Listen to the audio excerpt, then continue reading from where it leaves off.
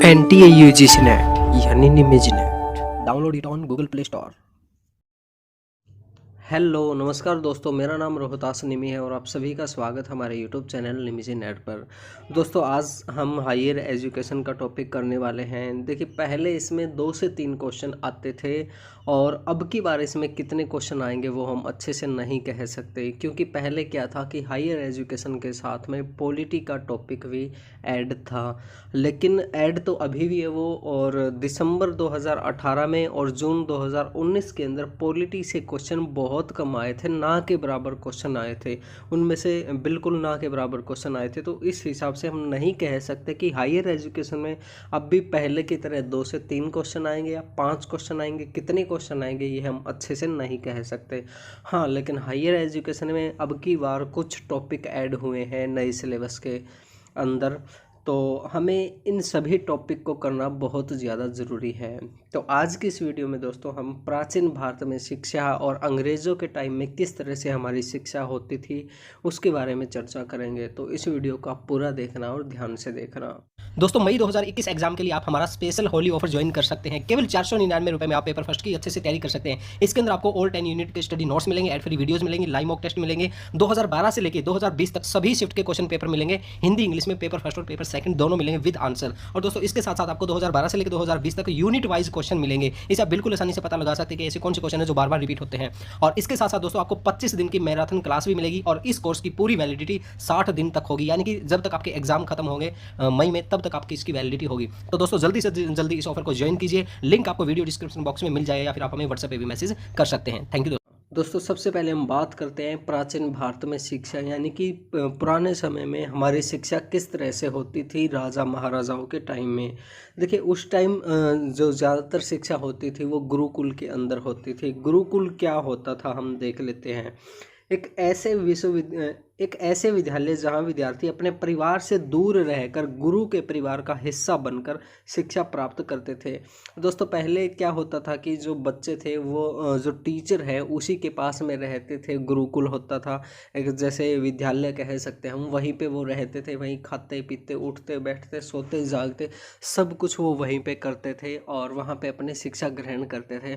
और वहाँ पे क्या था दोस्तों, वो लोग क्या है कि 10-10 साल 8-8 साल पता नहीं कितने कितने साल वहाँ पे रहते थे अपनी शिक्षा के अनुसार। और आज के टाइम में देखें तो उनको हॉस्टल हम मान लेते हैं, हॉस्टल में रहते लोग कॉलेज वगैरह में रह के वहीं स्टडी करते हैं। लेकिन उनकी शिक्षा में और आज की जो शिक्षा है वो काफ़ी डिफरेंस है। आज के टाइम में टेक्नोलॉजी आ गई है और इसमें देखिए इसमें और क्या है, भारत के प्राचीन इतिहास में ऐसे विश्वविद्यालय का बहुत महत्व था। प्रसिद्ध आचार्यों के गुरुकुल में पढ़े हुए छात्रों का सब जगह बहुत सम्मान होता था। यहाँ पे आप पढ़ सकते हैं दोस्तों क्या था, कैसे था और किन किन ने शिक्षा ली। और इसमें जो कुछ ध्यान देने वाली बात है जहाँ से क्वेश्चन आ सकते हैं वो ये है कि प्राचीन भारत के गुरुकुल के अंतर्गत 3 प्रकार की शिक्षा संस्थाएं थी। क्या थी वो देखते हैं हम। एक था गुरुकुल, जहाँ विद्यार्थी आश्रम में गुरु के साथ रहकर विद्या अध्ययन करते थे। फिर अब परिषद, जहाँ विशेषज्ञों द्वारा शिक्षा दी जाती थी, यहाँ पे उनको रहने की आवश्यकता नहीं थी। और उसके बाद में है तपस्थली, जहाँ बड़े बड़े सम्मेलन होते थे और सभाओं तथा प्रवचनों से ज्ञान अर्जन होता था। ठीक है। और उसके बाद में एक और भी कई चीज़ें हैं जैसे गुरुकुल के अंदर, इसके अंदर क्या है कि भारत के गुरुकुल आश्रमों के आचार्य को उपाध्याय और प्रधान आचार्य को कुलपति या महा उपाध्याय कहा जाता था। ठीक है, ये चीज़ आपको थोड़ा ध्यान में रखना ज़रूरी है, हो सकता है इसमें से क्वेश्चन आ जाए। और उसके बाद में जैसे गुरुकुल में किस प्रकार छात्रों को विभाजित किया जाता था ये भी हम देख लेते हैं। वासु, जिन्हें वासु कहा जाता था, वो क्या होता था, 24 साल की उम्र तक जो शिक्षा प्राप्त करते थे उन्हें हम वासु कहते थे। उसके बाद जो 36 साल की उम्र तक शिक्षा प्राप्त करते थे उनको हम रुद्र कहते थे। और फिर आदित्य, 48 साल तक की शिक्षा प्राप्त करने वाले को आदित्य कहा जाता था। तो दोस्तों ये कुछ मेन पॉइंट है, शायद यहाँ से कोई क्वेश्चन आ जाए, क्योंकि ये जो गुरुकुल का टॉपिक है ये अभी नया ऐड हुआ है। एंशिएंट इंडिया के अंदर किस तरह से शिक्षा होती थी उसके बारे में टॉपिक ऐड हुआ है, तो यहाँ से आप बेसिक चीज़ पढ़ सकते हैं गुरुकुल के बारे में। और अब बात करते हैं दोस्तों अंग्रेज़ों के समय में भारत में शिक्षा किस तरह से थी और उस दौरान क्या क्या समिति वगैरह क्या बना, क्या कॉलेज बने, उनके बारे में हम बात करते हैं। देखिए, अंग्रेज़ों के द्वारा भारत में शिक्षा के विकास की शुरुआत 1781 में वारेन हेस्टिंगन के द्वारा कलकत्ता मदरसे की स्थापना से हुई। ठीक है, यहाँ ये है। इसका उद्देश्य मुस्लिम कानूनों तथा इससे संबंधित अन्य विषयों की शिक्षा देना था। इसके उपरांत 1791 में जोनाथन डक्कन के प्रयासों से बनारस में संस्कृत कॉलेज की स्थापना की गई, जिसका उद्देश्य हिंदी विधि का दर्शन का अध्ययन करना था। ठीक है, और उसके बाद में जैसे और भी काफ़ी चीज़ें हैं दोस्तों, यहाँ पे आप पढ़ सकते हैं, बिल्कुल आसान भाषा में हिंदी में यहाँ पे दिया हुआ है। इनमें जो मेन बातें हैं वो आप याद रख सकते हैं कि जैसे सबसे पहले कौन से कॉलेज की स्थापना हुई थी और उन जो कॉलेज हुए थे उनमें क्या किस तरह की शिक्षा दी जाती थी, इस तरह के क्वेश्चन आ सकते हैं। उसके बाद में दोस्तों हमारे पास आता है चार्टर अधिनियम आता है। इसमें से क्वेश्चन आए हैं पहले, अलग एग्ज़ाम के अंदर आए, यूजीसी नेट में तो नहीं आए, लेकिन फिर भी हमें करना ज़रूरी है। इसका मतलब क्या था दोस्तों, वैज्ञानिक ज्ञान का प्रसार करना था इस चार्टर अधिनियम का। ईसाई मशीनरियों को देश में अपने धर्म का प्रचार करने की अनुमति दी गई थी। देखिए, अंग्रेज़ लोग जब आए थे शिक्षा लेके हमारे पास, तो उनका एक मकसद था, वो था कि अपने जो ईसाई मशीनरी है यानी कि अपने धर्म का प्रचार प्रसार करना, और प्लस में उनको जो लोग चाहिए काम करने के लिए लोग चाहिए थे, इसलिए वो शिक्षा देना चाहते थे, ना कि रियल में हमें शिक्षित नहीं करना चाहते थे।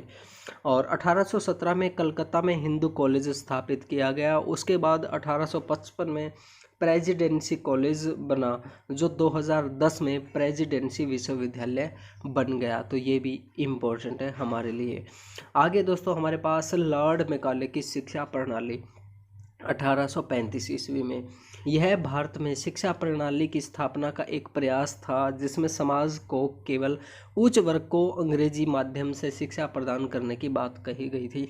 इसमें कहा गया था कि जो समाज के उच्च वर्ग के लोग हैं केवल उन्हीं को अंग्रेजी शिक्षा देनी चाहिए, और फारसी की जगह अंग्रेजी को न्यायालयों की भाषा बना दिया गया। और क्या था दोस्तों कि इसके अंदर जो अंग्रेजी पे बहुत ज़्यादा जोर देने लग गए, और जो लैंग्वेज थी, फारसी थी, उर्दू थी, उनको बहुत कम कर दिया गया। तो ऐसा क्वेश्चन आ सकता है कि किस शिक्षा प्रणाली के अंदर अंग्रेजी शिक्षा पर बहुत जोर दिया गया था और फारसी की जगह न्यायालयों में अंग्रेजी शिक्षा को बदला गया था। तो इस तरह के क्वेश्चन आ सकते हैं, थोड़ा आप देख लेना दोस्तों, यहाँ पे कोई ज़्यादा मुश्किल नहीं है, ये हिंदी में दिया हुआ है। और उसके बाद है दोस्तों वुड डिस्पैच 1854 के अंदर। इसे भारत में अंग्रेजी का शिक्षा का मैग्ना कार्टा भी कहा जाता है। इसमें जनता में शिक्षा के प्रसार की जिम्मेवारी राज्य को सौंपने की बात कही थी। इसमें कहा गया था कि शिक्षा का जो प्रसार है वो राज्य द्वारा करना चाहिए, उसके भी अधिकार होने चाहिए। और इसके अंदर जैसे और क्या है, इसने उच्च शिक्षा हेतु अंग्रेजी माध्यम और स्कूल शिक्षा के लिए देसी भाषा माध्यम की वकालत की। इसने क्या कहा था कि उच्च शिक्षा हायर एजुकेशन के लिए अंग्रेजी होनी चाहिए, और जो निजी एजुकेशन है, जो बेसिक माध्यमिक एजुकेशन है, उसके लिए हमारी जो देसी भाषाएं हैं उनका उपयोग करना चाहिए। यानी कि जो जो कमीशन आयोग वगैरह जो भी बने, समिति बने, तो हर किसी के अपने अपने विचार थे। तो ये हमें थोड़ा ध्यान में रखना ज़रूरी है। और उसके बाद है दोस्तों हंटर आयोग 1882-83 के अंदर। इस आयोग का गठन डब्ल्यू हंटर की अध्यक्षता में 1854 में वुड डिस्पैच के तहत विकास की समीक्षा हेतु किया गया था। इसमें जो मुख्य बातें हैं वो देख लेते हैं दोस्तों। इसने प्राथमिक और सेकेंडरी शिक्षा में सुधार व प्रसार में सरकार की भूमिका को महत्व दिया। शिक्षा के नियंत्रण की जिम्मेवारी जिला और म्यूनिसिपल बोर्डों को देने की बात कही गई थी। तो यहाँ पे ये एक दो बातें हैं इम्पोर्टेंट है इसके अंदर। और उसके बाद में दोस्तों सैंडलर आयोग। अब देखिए इसमें क्या था, इसमें था कि इसके सुझाव क्या थे वो हम देख लेते हैं। 12 वर्षीय स्कूल पाठ्यक्रम, यानी कि इन्होंने 12 सालों के लिए एक स्कूल का पाठ्यक्रम तैयार किया था। 3 वर्षीय डिप्लोमा 3 वर्षीय डिग्री पाठ्यक्रम इंटरमीडिएट के बाद और विश्वविद्यालयों को केंद्रीकृत प्रणाली के अंदर रखने की बात कही गई थी इसके अंदर।